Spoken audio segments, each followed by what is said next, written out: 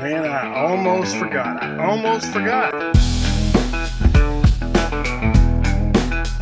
I'm out here sweating it up. Man, it's September. Goodness.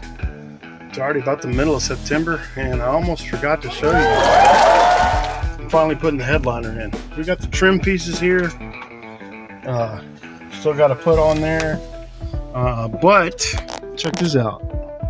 Already got one visor up. So there's the visor. We're doing it to it, man.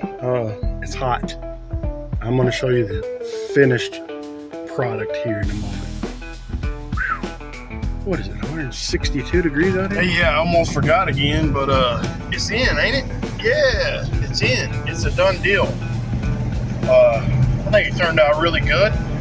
If you look straight up, this is what you see. You got the championship banners right here.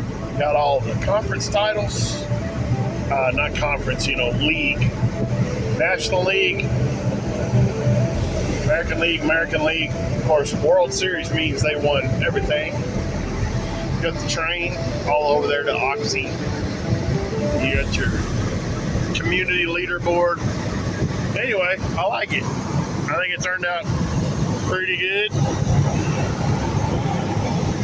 Got the overall refresh going on inside.